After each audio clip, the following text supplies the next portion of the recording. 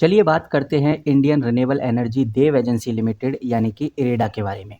अभी आप देखेंगे काफ़ी तेज़ी कंपनी ने पकड़ ली है बिकॉज़ कंपनी के क्वार्टर 2 के रिज़ल्ट अपडेटेड आज हो गई हैं। तो क्यों ये अपडेट आपके लिए बहुत इंपॉर्टेंट है, इसको हम समझने वाले हैं और जानेंगे कि भाई ओवरऑल अब आगे क्या होने वाला है इंडियन रिन्यूएबल एनर्जी देव एजेंसी लिमिटेड के अंदर। सबसे पहले मैं आपको बताना चाहूँगा, ये जो इरेडा कंपनी है ये एक गवर्नमेंट ओन एनबीएफसी कंपनी है, यानी गवर्नमेंट के द्वारा चलाई जाने वाली एनबीएफसी कंपनी है, नॉन बैंकिंग फाइनेंस कंपनी है। इसका काम ही यही है कि जितने भी रिन्यूएबल एनर्जी प्रोजेक्ट्स होते हैं, चाहे वो सोलर प्रोजेक्ट हो, विंड प्रोजेक्ट हो, हाइड्रो प्रोजेक्ट हो, इन सबको लोन देने का ये कंपनी काम करती है। यानी कि ये कंपनी ग्रीन एनर्जी फाइनेंस में काफ़ी ज़्यादा एक्सपर्ट है, ऐसा हम कह सकते हैं। अभी कंपनी ने लोन सैंक्शन और डिसबर्समेंट ग्रोथ अपनी दिखाई है। डेटा के हिसाब से कंपनी ने साफ साफ बोला है कि उसने 33,148 करोड़ का लोन सैंक्शन किया है, जो कि 86% ज़्यादा है पिछले साल से, क्योंकि पिछले साल कंपनी ने 17,860 करोड़ के आसपास का ही लोन सैंक्शन किया था। इतना ही नहीं, अगर हम कंपनी का लोन डिसबर्समेंट देखें तो साफ नज़र आता है लोन डिसबर्समेंट भी 54% के आसपास बढ़ता हुआ नजर आया है, यानी कि ये इस बार 15,000 करोड़ के आसपास है। अब इन दोनों बातों से बहुत क्लियरली हमें समझ में आ रहा है कि कंपनी बहुत ज़्यादा एग्रेसिवली रिन्यूएबल प्रोजेक्ट के लिए फाइनेंस कर रही है। जो भी आ रहा है कंपनी उसको फाइनेंस कर रही है, जहाँ से भी कोई कंपनी आ रही है उसको कंपनी फाइनेंस दे रही है। बहुत अग्रेसिवली तरीके से कंपनी अपनी फाइनेंस को दे रही है और सबसे कमाल की बात यह है कि इससे कंपनी की डिमांड भी बढ़ रही है, जो कि ओवरऑल अभी तो पॉजिटिव ही देखने में आ रहा है। उसके बाद अगर बात करें परपेचुअल बॉन्ड की, तो 453 करोड़ का परपेचुअल बॉन्ड आपको देखने को मिलेगा, यानी कि इरेडा ने सितंबर 2025 में ही 453 करोड़ उठाए हैं परपेचुअल बॉन्ड के थ्रू, जिसका इंटरेस्ट रेट 7.70% है। और आपको बताना चाहूँगा इस बार डिमांड बहुत स्ट्रॉन्ग थी और ये ओवर सब्सक्राइब हुआ लगभग 2.7 टाइम्स, जो कि ओवरऑल काफ़ी पॉजिटिव है। इससे साफ नज़र आ रहा है कि जो इन्वेस्टर्स हैं वो इरेडा के अंदर हाईली ट्रस्टेड हैं और वो जानते हैं कि कंपनी का लॉन्ग टर्म फ्यूचर काफ़ी पॉजिटिव रहने वाला है। कंपनी के चेयरमैन और मैनेजिंग डायरेक्टर ने बहुत क्लियरली बोला है कि ये जो पैसा है ये टायर 1 कैपिटल को बढ़ाने के लिए होगा, ताकि ग्रीन प्रोजेक्ट को फाइनेंस कर सकें। और फाइनल ईयर 2026 के रेवेन्यू का जो कंपनी टारगेट लेकर चल रही है वो भी काफ़ी अच्छा है। इसमें हमें साफ साफ 21% की ग्रोथ देखने को मिल रही है, ये आप इधर क्लियरली देख सकते हैं। कंपनी का इस बार का टारगेट 8,200 करोड़ के आसपास है, जो कि पहले 6,743 करोड़ था। इस बार कंपनी 8,200 करोड़ के टारगेट को लेकर चल रही है। 21% की ग्रोथ का टारगेट कंपनी यहाँ पर बनाए हुए है। इतना ही नहीं, कंपनी ने यहाँ पर एक और बड़ी बात बताई है कि भाई कंपनी ने MNRE के साथ MOU साइन किया है। इससे कंपनी की प्रॉफिटेबिलिटी, NPA कंट्रोल और रिटर्न, ये सब कुछ हमें अच्छी खासी ग्रोथ में देखने को मिलेंगे। उसके बाद अगर हम QIP की बात करें, यानी क्वालिफाई इंस्टीट्यूशनल प्लेसमेंट की, तो जून 2025 में ही कंपनी ने एक बहुत बड़ा ये फंड लगभग 2,000 करोड़ के आसपास है, कंपनी ने 2,000 करोड़ रुपए राइज किए हैं QIP के थ्रू। और सबसे कमाल की बात यह है कि इसके अंदर जो LIC है वो सबसे बड़ा इंस्टीट्यूशनल इन्वेस्टर इस कंपनी में देखने को मिला, उसने इन्वेस्ट किया। LIC का 50% सब्सक्रिप्शन हमें इसमें देखने को मिला, जिस चीज़ को आप इधर क्लियरली देख सकते हैं। मतलब आप समझिए इस बात का, जो बड़े लॉन्ग टर्म इन्वेस्टर हैं वो कंपनी पे भरोसा कर रहे हैं, इस वजह से LIC का इतना बड़ा सपोर्ट देखने को मिला है।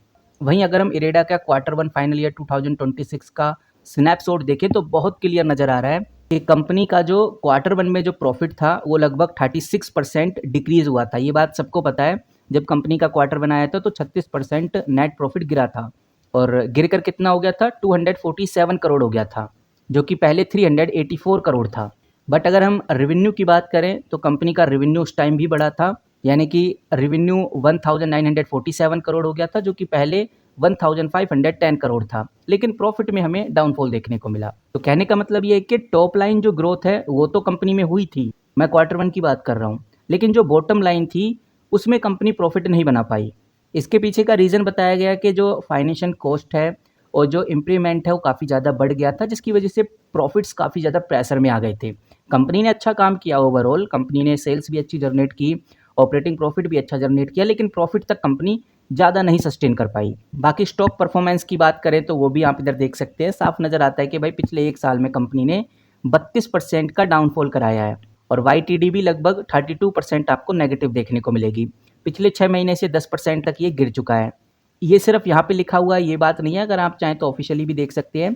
पूरे 6 महीने में आप डाउनफॉल देख सकते हैं, लगभग 9 से 10% का डाउनफॉल देखने को मिलेगा और 1 महीने में भी लगभग 0.51% का आपको डाउनफॉल देखने को मिलेगा। मतलब कि अभी मार्केट के सेंटिमेंट्स हमें नेगेटिव देखने को मिल रहे हैं। शायद हो सकता है कि कंपनी के क्वार्टर 1 हमें वीक देखने को मिले, लेकिन जब मैं वीडियो रिकॉर्ड कर रहा हूँ तो उसी टाइम आप देख सकते हैं एक बड़ा जंप आउट हुआ, उसके बाद फिर से नीचे गया है। तो ओवरऑल कनेक्शंस काफ़ी मिक्स्ड हैं, लेकिन ज़्यादातर लोगों का यही मानना है कि इस बार कंपनी के जो क्वार्टरली रिजल्ट हैं कुछ खास नहीं आने वाले। बाकी आपको शाम तक पता ही चल जाएगा कि कंपनी के क्वार्टरली रिजल्ट कैसे आ सकते हैं। बाकी आपको शाम तक तो पता चल ही जाएगा कि कंपनी के क्वार्टर 2 के जो रिजल्ट हैं वो कैसे रहे हैं। सिंपल शब्दों में अगर हम समझें तो एक बात समझ में आ गई कि जो इरेडा का लोन ग्रोथ बिजनेस है वो अच्छे खासे मोमेंटम में है, लेकिन अभी प्रॉफिटेबिलिटी थोड़ी प्रेशर में है। लॉन्ग टर्म का अगर सोच के चले, 2-3 सालों का अगर सोच के चले इरेडा में, तो पोटेंशियल अच्छा है, पर शॉर्ट टर्म में अभी वीक सेंटीमेंट्स हैं, ये बात हमें ध्यान रखकर चलनी है। वहीं जो इरेडा कंपनी है इसके बारे में जो लोगों के बीच जो रिएक्शंस चल रहे हैं वो काफ़ी ज़्यादा मिक्स्ड हैं। लोग अपनी वोलेटाइल ओपिनियन दे रहे हैं, कुछ लोग कंपनी को नेगेटिव यानी बेयरिश कहते हैं और कुछ लोग पॉजिटिव भी हैं। वहीं ऐसा नहीं कि नेगेटिव पॉजिटिव हैं, वहीं इन्हीं के बीच में कुछ लोग इस कंपनी को न्यूट्रल ऑब्जर्व कर रहे हैं। तो जो बियरिश वाले लोग हैं वो क्या देख रहे हैं इस कंपनी में, ये हमें पता होना चाहिए और वो मैं आपके सामने रख रहा हूँ। सबसे पहला स्टॉक मैनिपुलेशन। कुछ लोग कह रहे हैं कि भाई ऑपरेटर्स, बिग ट्रेडर्स जानबूझकर प्राइस गिरा रहे हैं, ये एक ऑपरेटर मैनिपुलेशन हो सकता है, ये एक स्टॉक मैनिपुलेशन हो सकता है। जो इरेडा है इसका बिजनेस काफ़ी स्ट्रॉन्ग होने के बावजूद भी अगर स्टॉक प्राइस गिर रहा है तो इससे रिटेल इन्वेस्टर्स काफ़ी ज़्यादा डिसअपॉइंटेड फील कर रहे हैं, इस वजह से वो अपनी राय इस तरह की बना रहे हैं। ऊपर से जो एनपीए है इसका बढ़ने का रिस्क है, यानी नॉन परफॉर्मिंग एसेट्स कंपनी के काफ़ी ज़्यादा बढ़ सकते हैं। ऐसे एसेट्स जो बिल्कुल परफॉर्म नहीं कर रहे, बस वो पड़े हुए हैं, अगर ऐसे एसेट्स बढ़ गए तो इसका रिस्क काफ़ी ज़्यादा रहेगा। यानी कि नंबर्स में तो एसेट्स ज़्यादा दिखाई देंगे, लेकिन उनमें कोई पैसा कंपनी जनरेट नहीं कर पाएगी। फिलहाल जो इरेडा है इसके पास अभी देखने में आ रहा है कि काफ़ी ज़्यादा कर्ज है, डेट टू इक्विटी 6.31 पे चला गया है, बहुत ही ज़्यादा हाई कर्ज है ऐसा हम कह सकते हैं।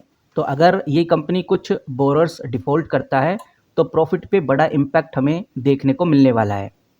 ऊपर से जो इस कंपनी को बेयरिश तौर पे देख रहे हैं, जो इस कंपनी को नेगेटिव तौर पे देख रहे हैं, वो एक बात और बता रहे हैं जैनसोल एनर्जी इशू वाली। जैनसोल एनर्जी इशू के कारण भी कंपनी में बड़ी कमी आ गई है, मतलब कुछ पैसे रिजर्व रखे पड़े थे वो भी लॉस में हो गए हैं, तो ये भी एक नेगेटिव बात है। और बताया ऐसा जा रहा है कि ये जो कंपनी का स्टॉक प्राइस 151 पे देखने को मिल रहा है, अगर सब कुछ ऐसा ही चलता रहा तो ये गिरकर 110 से लेकर 100 रुपये तक भी आ सकता है। कुछ लोग ऐसा मानते हैं कि एग्जिट कर लेना ही बेहतर है, लेकिन जो बुलिश हैं, जो इस कंपनी को पॉजिटिव तौर पे देख रहे हैं, उनका क्या कहना है वो चलिए देखते हैं। सबसे पहली बात, क्वार्टर 2 को लेकर एक बम्पर उम्मीद है, फैंटास्टिक ग्रोथ क्वार्टर 2 में देखने को मिलेगी।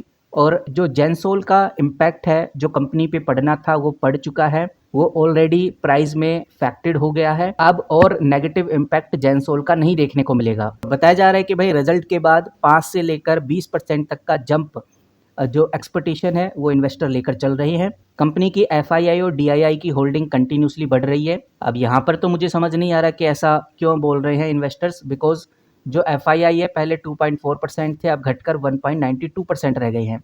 डीआईआई भी पहले 2.95% थे, अब वो घटकर 2.57% रह गए हैं। तो ये कहना सही नहीं है कि भाई एफआईआई और डीआईआई की होल्डिंग बढ़ रही है, बल्कि हमें ये कहना चाहिए कि एफआईआई डीआईआई अपनी शेयर होल्डिंग्स को डिक्रीज कर रहे हैं। वहीं आरबीआई ने एनबीएफसी के लिए इंफ्रा फाइनेंस नॉर्म्स को ईजी किया है, जिससे इरेडा के लिए एक पॉजिटिव साइन है, जो कि काफ़ी अच्छा है। इन्फ्लेशन गिरा है, जिसकी वजह से एनबीएफसी में और ज़्यादा ग्रोथ हमें देखने को मिल सकती है। बाकी अब देखते हैं कि भाई आगे क्या सिचुएशन देखने को मिलती है इरेडा को लेकर। और आज तो शाम तक हमें कंपनी के क्वार्टरली रिजल्ट देखने को मिल ही जाएंगे। मैं पूरी कोशिश करूंगा कि आपको बता पाऊँ कि कंपनी के क्वार्टरली रिजल्ट में क्या हुआ है। फिलहाल इस वीडियो में इतना ही, मिलते हैं किसी नई वीडियो के साथ, तब तक के लिए take care and good bye.